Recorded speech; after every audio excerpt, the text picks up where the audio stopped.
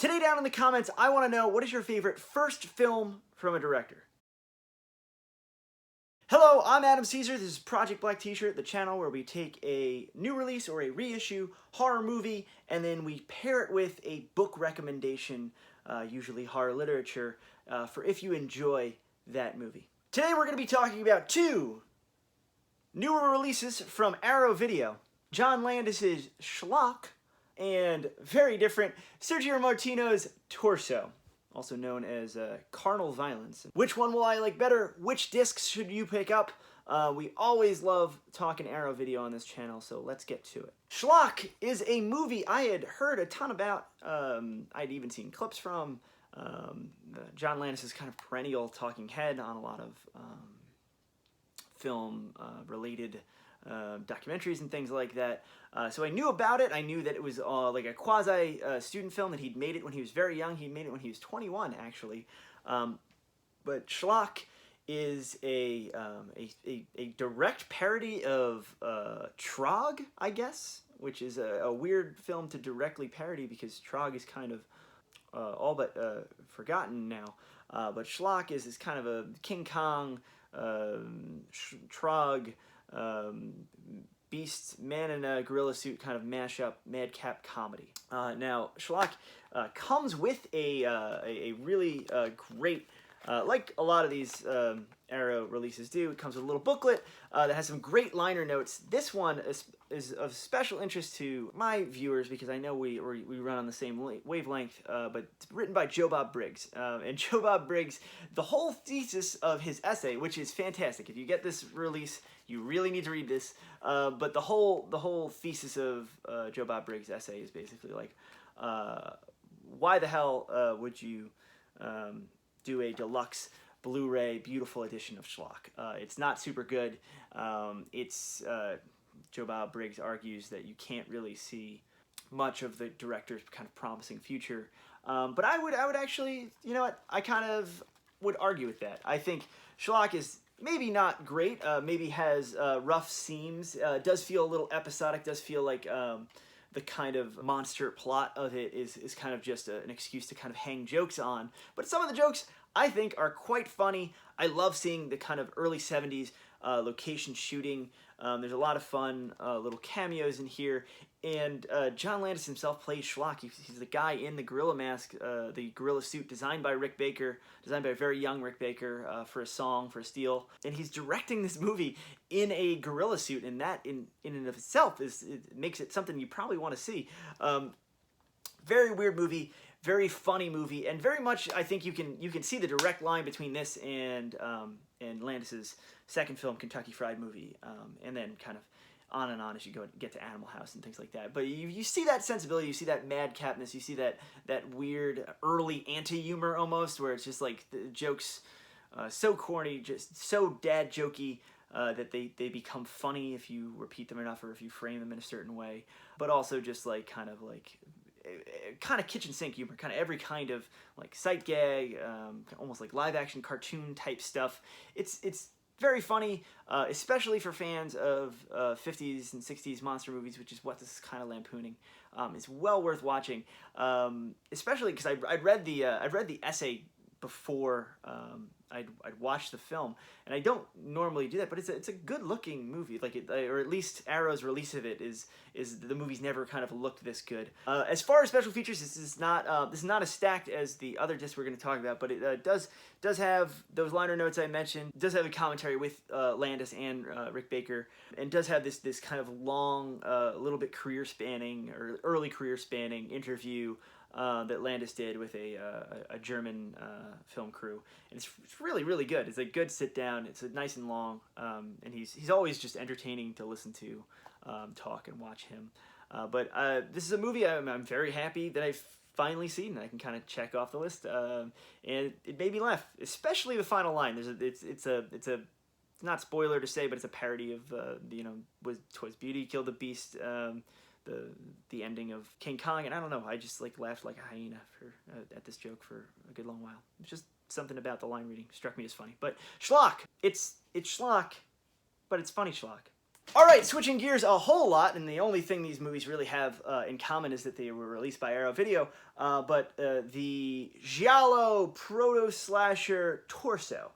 This is a movie that Blue Underground released on DVD, and I think they even did a Blu-ray version of it, but this is the first time I'm watching the film on Blu-ray, and I have to say, wow, I liked this movie before, I liked it coming into it, but I feel like now, with this new edition, how good it looks, this beautiful location shooting in kind of the middle of Italy, just amazing. It looks incredible. It's a giallo, but it's not a kind of like hyper stylized. It's not this kind of, it doesn't feel like you're in another world. It feels like you're very much in 70s mainland Europe. But it's Sergio Martino, we've talked about before. I think he's incredibly underrated. If you are new to the genre, especially if you've only seen kind of like, you know, a couple of the bigger name Argento pictures, I think this really would be a good kind of first place to start stretching your gialli legs. Torso is a fantastic movie. It's I had always kind of considered it a proto slasher, like or a kind of between this and Mario Bava's Bay of Blood, like a missing link between the Italian horror pictures and the American slasher. But it's got this guy in like a ski mask, a super tight ski mask, very like iconic looking, and he's killing people as they are wont to do in these films, especially with his black gloves and J&B Scott showing up. But Sergio Martino's Torso, first half, it's structured really weird, because first half's kind of a traditional gialli murder mystery with like little tricks of like the characters are realizing like the faultiness of their memories, and they've seen a big clue early on, and they're really trying to figure out who the killer could be, because they know they've seen it, they just can't remember how. And then we move to almost like a locked room killer on the loose kind of movie in the back half, where a group of students go to a villa to study. They like basically do a 70s Italy Airbnb, and they start getting murdered, and one girl is actually like she's in the house, and she doesn't know if the killer knows she's there or not, and she's kind of pre-Halloween hiding in closets kind of cat and mouse game, which is really well done, really well executed. Kind of feels like one long extended sequence. Things like movies like Wait Until Dark almost remind me of that.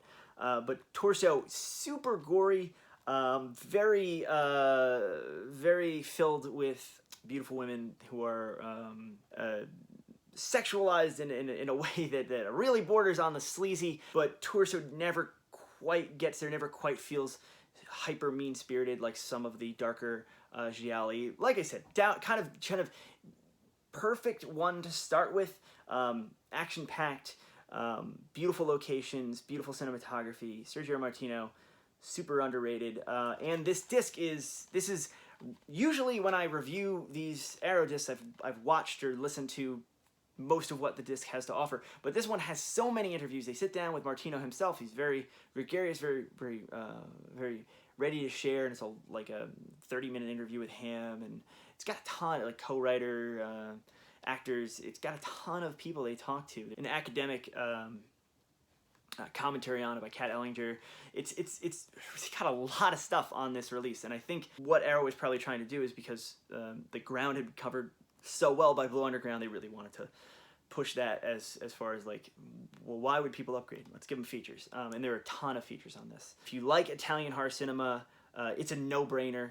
And if you don't know if you like Italian horror cinema, like I said, it's maybe one to try after you've done like Bird with the Crystal Plumage or Deep Red. If you've done like the big Argentos, try Torso. It's real good. This week's book recommendation, I had actually meant to pair it with last week's Suspiria remake, because I thought it went really well, but I started filming that video and I literally just forgot that this was going to be the book I talked about. But it's Elizabeth by Ken Greenhall. It is a first-person story told by a young girl on the verge of womanhood. She declares in the very first chapter that she has reached womanhood, and she knows kind of what it's all about now. And then we see her kind of a large section of her life, or a slice of her life, where she goes from living with her parents to living with her uncle and her parents dying, and she basically has convinced herself, whether it's true or not, she's convinced herself that she is a witch coming from a long line of witches, and things go on from there. It's a really odd book. It's a really effective book. It is a book that is it was a hard paperback in the 70s, and it's not dated because the writing is spectacular, and Ken Greenhall, who wrote Hellhound, which is a book I actually maybe like even a little bit better, but he's a fantastic, really underrated writer, and Valancourt Books have put out both of these, and put out all of his books kind of in these nice new editions. So it's not dated, but it does feel like this, you wouldn't write this book today, or you wouldn't at least kind of have it published by a big publisher and go out. It feels dangerous and weird and kind of problematic in a way that's really, really interesting to look at with 2018 eyes. But Elizabeth would pair super well with the 2018 Suspiria, or the Argento Suspiria for that matter. But that's this week's book recommendation. And as I said last week, The Summer Job is now available as an audiobook on audible.com, narrated by the wonderful Stacy Glembowski. It is really, really good. If you've listened to Video Night by Matt Godfrey, if you've listened to any of my audiobooks and you've liked them, you will really like The Summer Job. I'm Adam Caesar.